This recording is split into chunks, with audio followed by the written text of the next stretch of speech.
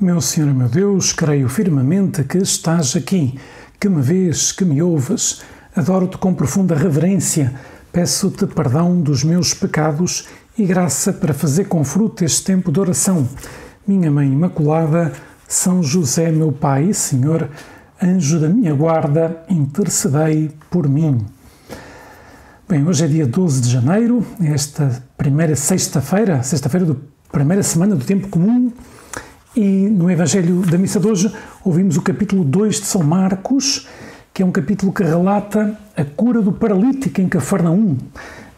Há outros evangelistas que relatam esta mesma cura, mas São Marcos relata com uma grande vivacidade, né? Pois de facto fala que Jesus estava em Cafarnaum, estava numa casa, nós imaginamos que esta seria a casa de Pedro, né? E então trouxeram um paralítico transportado por 4 homens.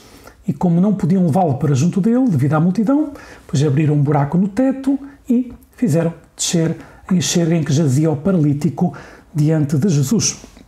Claro, todas as pessoas que estavam ali estavam a pensar se que Jesus ia fazer um milagre, né, de curar aquele homem daquela paralisia. Mas Jesus, ao ver a fé daquela gente, Jesus disse ao paralítico: Filho, são-te perdoados os teus pecados. Né? Então, alguns escribas e fariseus que estavam ali presentes começaram a pensar mal dentro de si. Como é que ele fala deste modo? Né? Está a blasfemar, só Deus pode perdoar os pecados. E é verdade, só Deus pode perdoar os pecados, mas não podemos esquecermos que Jesus é Deus feito homem. Né? E não só tem esse poder de perdoar os pecados, como vai transmitiu esse poder à sua Igreja de perdoar os pecados em seu nome. Então Jesus perguntou-lhes: por que pensais mal nos vossos corações?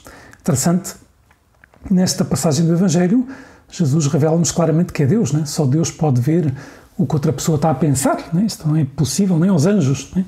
Mas Deus, Jesus, como Deus, vê que aqueles homens estão a pensar mal no coração deles, né?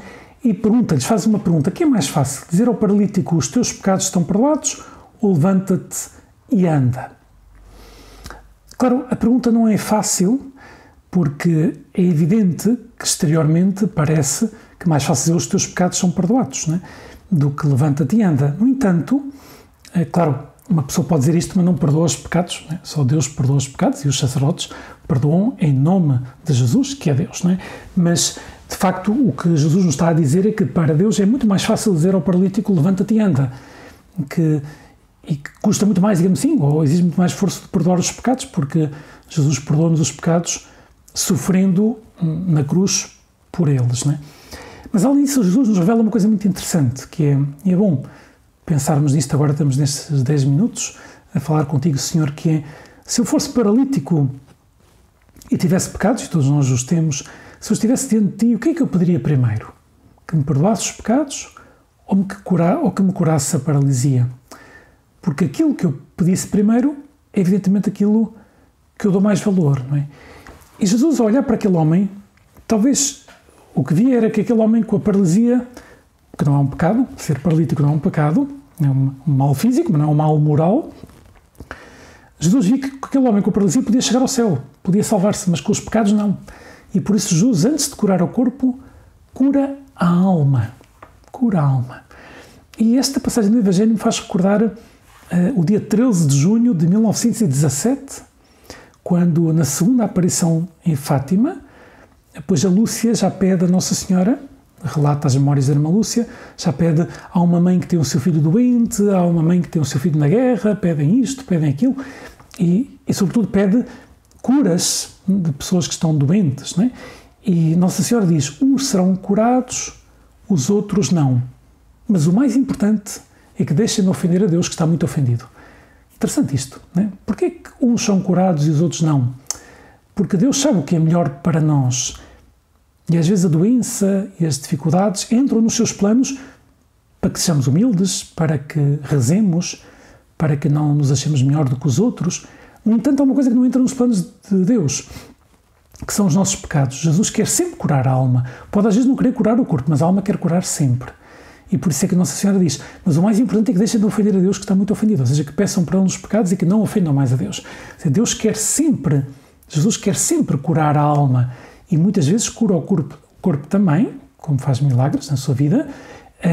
entre nós, né? Fez muitos milagres, o milagre deste paralítico é um caso, mas claro, cura o corpo, mas não cura nunca o corpo sem curar antes a alma. Jesus não vem para, digamos assim, somente para dar-nos, ou para dar a este homem essa capacidade de deixar de ser paralítico, que era muito importante. Imaginemos toda a limitação que ele tinha, todo o sofrimento que ele tinha de não poder mexer-se, né? A alegria que ele teve. Mas claro, Jesus nos revela, nesta passagem, que o pecado é o nosso verdadeiro mal. É o nosso verdadeiro mal, né? E que é o único que nos pode roubar a felicidade aqui e depois, um dia, na vida eterna. Por isso, nós temos que dar verdadeiro valor às coisas. E às vezes, claro, se cuidamos do nosso corpo, e temos que cuidar, evidentemente é uma obrigação que temos de alimentá-lo, de descansar, de fazer desporto, de ir ao médico, de saber se quando estamos mal de saúde, obedecer ao médico, tomar os remédios, etc. Pois antes temos que cuidar, eu diria ao mesmo tempo, da nossa alma. Né? Claro, da nossa alma.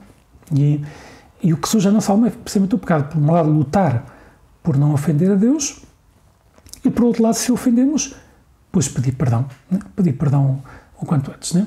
Então Jesus diz: para saberes que o Filho do Homem tem o poder na terra para perdoar os pecados, eu te ordeno, disse ele ao paralítico, levanta-te, toma a tua enxerga e vai para casa. Ou seja, Jesus, depois de curar a alma, cura o corpo e diz: isto é sinal de que eu tenho o poder de perdoar os pecados. Claro que o povo, diz o Evangelho, diziam maravilhados, nunca vimos coisa assim. Alguns escribas e fariseus terão entendido a mensagem, outros não. Outros ficaram com mais aversão a Jesus. Por isso, de facto, Deus respeita a nossa liberdade. Respeita a nossa liberdade. Né? Esta passagem do Evangelho nos revela, por um lado, que temos que levar as pessoas até Jesus. Né? Estes 4 homens têm muito mérito. Estes que levam o paralítico, que o animaram, dizem: vá lá, confia, ele vai te curar, etc. Né? São amigos dele. Nós necessitamos levar os nossos amigos, as nossas amigas, né? Até Jesus, para que Jesus as cure. Depois, o poder de perdoar os pecados, que é um poder que Jesus transmite à sua igreja, e transmite logo na tarde da ressurreição. Se repararem, Jesus, quando aparece aos discípulos no cenáculo, na tarde da ressurreição, sopra sobre eles e disse: recebei a força do Espírito Santo. Aqueles a quem perdoares os pecados serão perdoados, aqueles a quem o retiver serão retidos. É como o primeiro fruto da cruz, né? É essa capacidade que tem a sua igreja de perdoar os pecados em seu nome, né? E nós temos que levar os nossos amigos até Jesus e levarem-nos em concreto ao sacramento da penitência, né? Porque sabemos que se uma pessoa deixa de receber o sacramento da penitência, ou seja, de se confessar, acaba por afastar-se de Deus, né? Porque o que afasta Deus é o pecado. E depois pensava também no valor, e esta passagem do Evangelho nos existe, no valor que tem a amizade, né? Pois como todos necessitamos ter bons amigos que nos ajudem, que nos ajudem quando estamos mais desanimados, e também nós temos que ajudar uns aos outros. A fé é individual, mas não é individualista, digamos assim. Não é a nossa fé, é a fé da Igreja. Formamos uma família, temos que nos preocupar uns com os outros e não podemos deixar ninguém de lado. Vamos dizer: esta pessoa está paralítica na vida espiritual, é azar dela. Não, tem que ajudá-lo, tem que animá-lo, né? a que vença essa paralisia, né? Sobretudo se é uma paralisia evidentemente espiritual. Por isso Deus conta com essa amizade para aproximarmos as pessoas de Deus, né? E não podemos deixar de preocupar-nos sobretudo com as pessoas que Deus pôs ao nosso lado.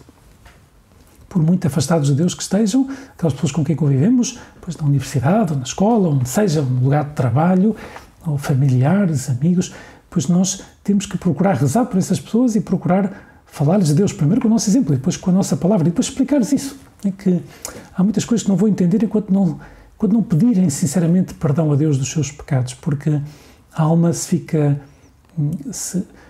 fica muito tempo sem pedir perdão a Deus dos seus pecados, depois acumula de tal modo, né, pecados que já não consegue ouvir, né, já não consegue entender, né, pois o caminho do bem necessita de libertação dessa paralisia. Pois vamos pedir a Jesus que eu, por um lado, saiba levar os meus amigos a ti, por outro lado, que eu saiba amar esse dom que tem a Igreja de perdoar os pecados, e que eu me confesse com frequência, né, porque esse é o melhor modo de estar perto de Deus, e isto me dirige a todos na Igreja. Nós sacerdotes também nos confessamos, também necessitamos ajoelhar-nos diante de outro sacerdote e confessar os nossos pecados. É assim mesmo, o Papa, né, que muitas vezes já sabíamos que os Papas confessavam, mas nunca tínhamos visto um Papa confessar-se, e este sim, já temos fotografias dele ajoelhado diante do sacerdote a confessar-se, etc. Pois com esse exemplo que nos dá, que nos diz, é por aqui o caminho para estar perto de Deus, E depois todos necessitamos ter bons amigos, né? E cuidar dos amigos e não estranhar que alguns tendam a afastar-se de Deus. O que nós não podemos é deixar que isso aconteça sem dizer nada. Por isso temos que ter essa amizade e essa lealdade, dizer-lhes, de levá-los até Jesus, dizer, vá lá, anima-te, vá lá, recomeça